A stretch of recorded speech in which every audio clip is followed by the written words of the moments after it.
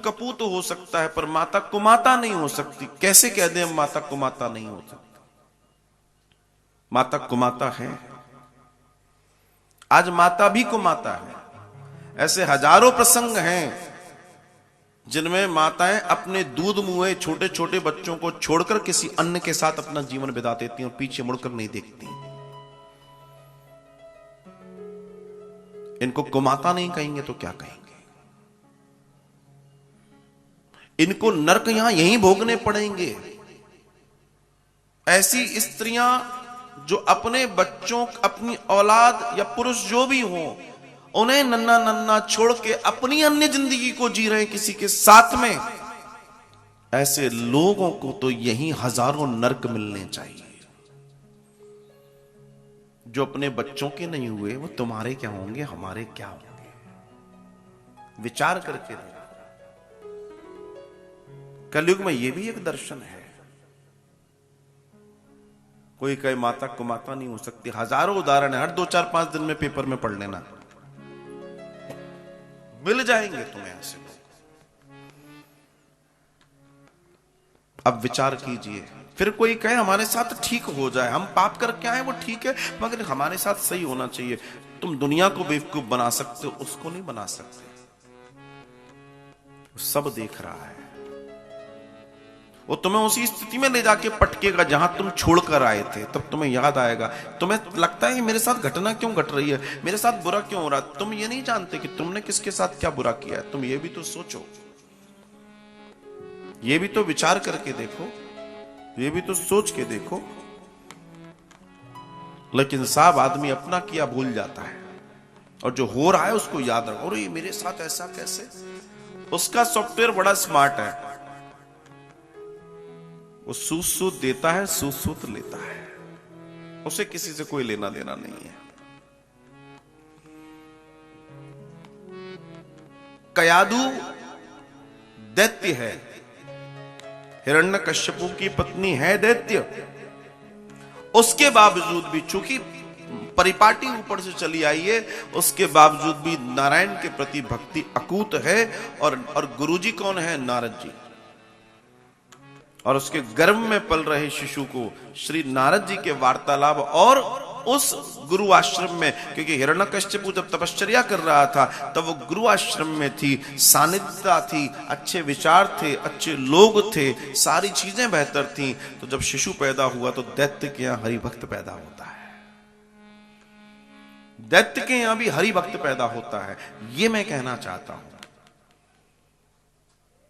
जब दैत्य के यहां हरिभक्त पैदा होता है तो फिर हरिभक्त के यहां दैत्य कैसे पैदा हो जाता है? फिर यह भी एक विचार है।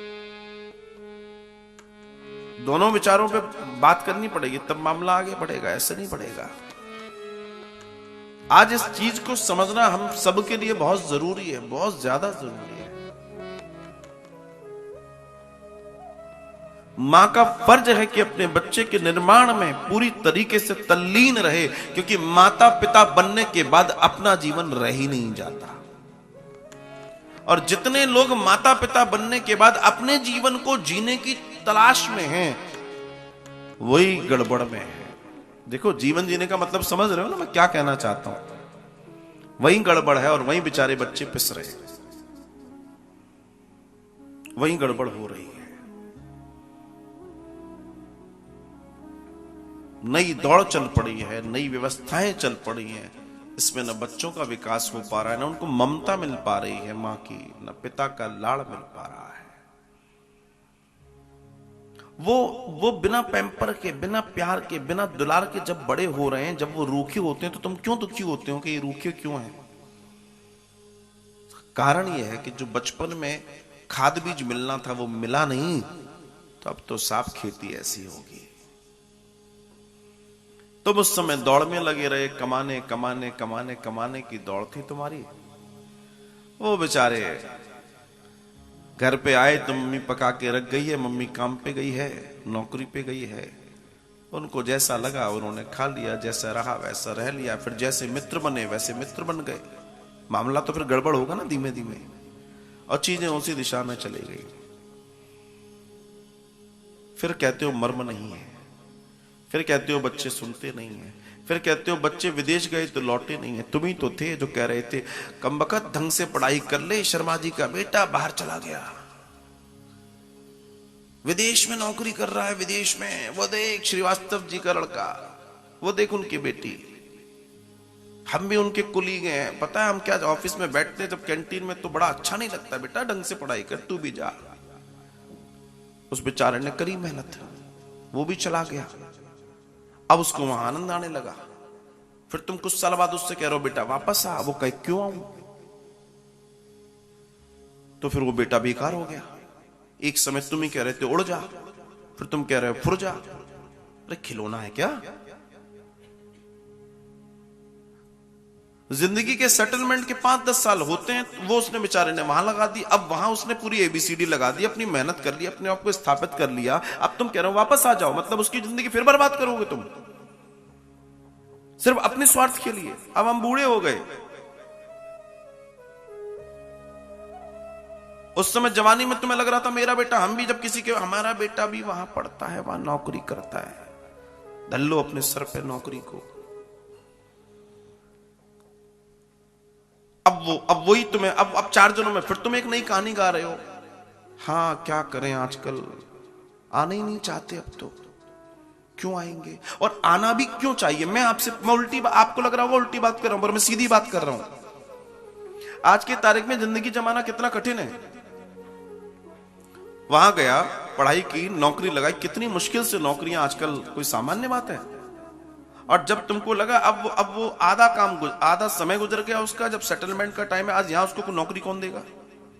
सेटलमेंट कैसे होगा? उसके बच्चों की वहां जिंदगी सेटल हो गई है, स्कूल हो गया है, एक लाइफस्टाइल बन गई है। कौन आएगा यहाँ धूल लक्कड़ में? बताओ मुझे, जब ठीक ठाक सब कुछ चल रहा है तो। और कई ऐसे हैं जो शिकायत कर रहे हैं बच्चों की, बच्चे कह रहे हैं आप यहां आ जाओ, हम वहां नहीं आएंगे, हमारा टेसू यहीं गड़ा। पुरानी कहावत है ना, हमारा तो नरा यहीं गड़ा है, सब यहीं मरेंगे। तात्पर्य समझ रहे हो आप? हम आएंगे नहीं, तुम्हारी सुनेंगे नहीं, गालियां लग देंगे। व्हाट आई मीन टू से, मेरा कहने का तात्पर्य है आपके बच्चे गलत नहीं हैं, उनकी परवरिश गलत हुई है। आपने उनको सपने दिखाकर ऊंची उड़ान जरूर दे दी। अब जब वो किसी डागाल पर जाकर बैठ गए हैं, आप कह रहे हो नीचे उतरो, उन्हें वहां आनंद आ रहा है। क्या बुराई क्या है? धर्म भी यही कहता है।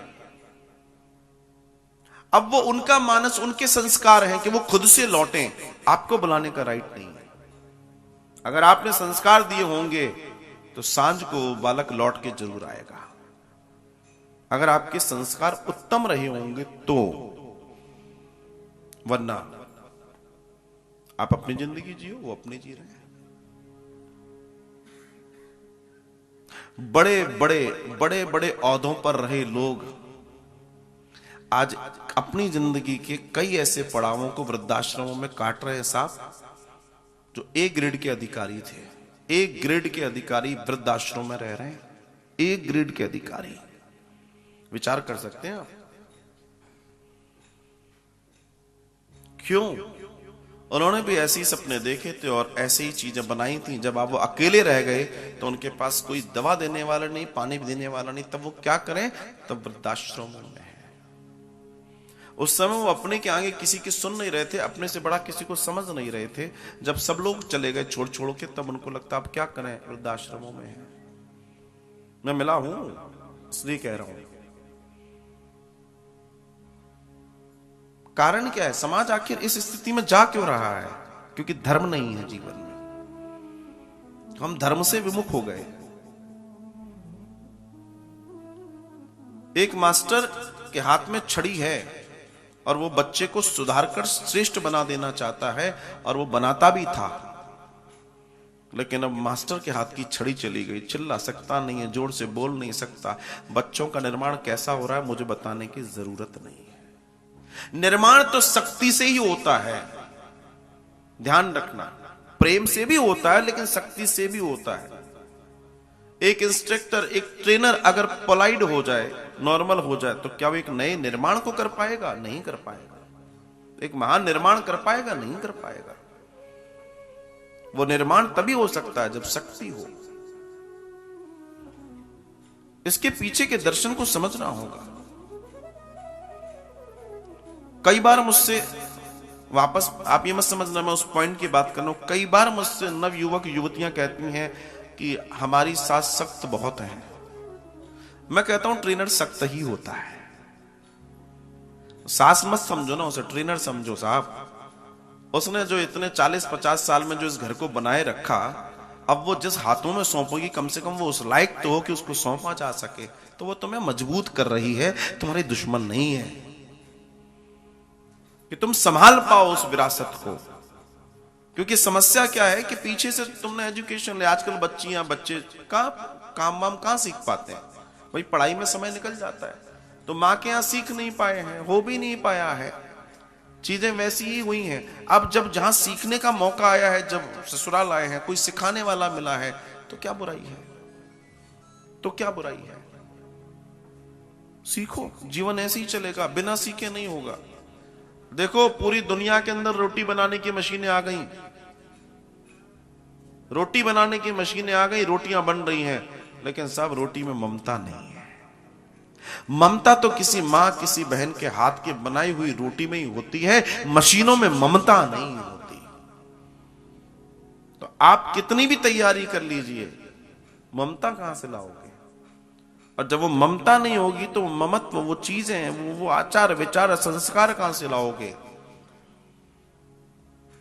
यहां इसलिए मैं बार बार कहता हूं कि मां का बहुत रोल है किसी भी बच्चे के विकास में। कयादू ने छोटेपन से वही किया था और प्रहलाद का निर्माण कर दिया। एक ऐसे प्रहलाद का निर्माण किया जिसको आज हम याद कर रहे हैं बैठकर, लाखों वर्षों के बावजूद भी जिसकी चर्चा चल रही है। विचार कीजिए, विचार कीजिए, ये विचार की बात है और ये विचार हमें करना होगा अपने आप से। एक मां ने अपने बेटे को ऐसे डिजाइन किया कि आज हम उसकी चर्चा कर रहे हैं, उसकी गाथा गा रहे हैं, उसकी कथा गा रहे हैं। ये माता पिता का फर्ज है कि अपने बच्चों पर फोकस करें और अपने बच्चों को डिजाइन करें। सबसे कीमती समय है आज की तारीख में बच्चों को समय देने का। मैं कहता हूं एक टाइम कम खा लो, मगर बच्चों को वो नहीं दो कि सिर्फ हम पे पैसा है, महंगी ट्यूशनें लगा दी, महंगे स्कूल में दे दिया, हर डिमांड पूरी कर दी। सब हम सब कर तो रहे हैं, ये सब नहीं है, ये तो एक अलग चीज है। बात है कि आपने पैम्पर कितना दिया, आपने प्रेम कितना दिया, आपके बच्चे आपके साथ फ्रेंडली है या नहीं है। कहीं ऐसा तो नहीं कि तुम ऑफिस में भी अधिकारी थे, घर में भी अधिकारी हो, आपके बच्चे आपके पास आने के लिए 3 दिन तक सोच रहे हैं पिताजी के पास जाएं कि अधिकारी के पास जाएं। ऐसा तो नहीं है कहीं। मैं सच बता रहा हूं, एक बहुत बड़ा सर्वे है, ऐसे बच्चों की जिंदगी बहुत तबाह हुई है। पिताजी पिताजी बने रहे, मां मां बने रहे, और बच्चे बेचारे न जाने किसी और ने सर पे हाथ रख दिया, वो उनके हो गए। बाद में तुम ढूंढते फिर रहे अपने बच्चों को। बच्चा तो घर में आ रहा है मगर मन नहीं है। जब बच्चा 13-14 साल का होने लगे तो आपकी उससे दोस्ती हो जानी चाहिए, क्योंकि 13 साल से लेकर 20 साल तक की एक ऐसी आयु होगी, अगर आप उसके दोस्त नहीं बने तो कोई और बन जाएगा, और कोई और कैसा होगा ये भगवान जाने। ये टाइम है अपने बच्चों का दोस्त बनने का। ऐसा दोस्त बनो कि वो हर बात तुमसे करें, ऐसा ना हो कि हर बात तुमसे छुपाएं। ये ध्यान रखना। यही गलती हम लोग कर रहे हैं समाज में, और यही गलती की वजह से आज पूरा का पूरा दर्शन बिगड़ गया। चीजें बदल गई हैं, चीजें एक अलग दिशा में चली गई। फिर हम कहते हैं हमारे हाथ में नहीं है। तुमने हाथ में लिया कब था? तुम तो अपनी पार्टीज में, अपने ईगो में, अपनी चीजों में बिजी थे। तुम तो ये कह रहे थे हम खर्चा तुम पे कर तो रहे, तो कौन सी बड़ी बात है, आपकी ड्यूटी है, नहीं करोगे तो भी कोई दिक्कत नहीं है। ऊपर वाले ने अगर जीव को भेजा है तो वो अपनी दिशा तय करेगा जिसको करना है। ऐसे हजारों लाखों करोड़ों लोगों के उदाहरण हैं जिनके पास कुछ नहीं था, उन्होंने आसमान की ऊंचाइयां छुई हैं। कोई बड़ी बात नहीं है। लेकिन आपके बच्चे को आपको प्यार नहीं दिया आपने, अगर उसके साथ दोस्ती नहीं करी आपने, तो आपका फिर बच्चा आपका नहीं रहेगा, फिर वो आपका नहीं रहेगा। इन कथाओं में, इसके गहन अध्ययन में एक चीज सिर्फ निकल कर आ रही है। हर चीज वो हमें डिजाइन करना चाहती है, वो हमें सिखाना चाहती है कि तुम अपने जीवन में कैसा जीवन जियो कि तुम महान हो जाओ। ये कथा सिर्फ सुनने के लिए नहीं है, ताली बजाने के लिए नहीं है, ये जीवन में उतारने के लिए है। इनसे हम सीखें। ये इतिहास है, इतिहास हमेशा सिखाने के लिए होता है, सीखने के लिए होता है।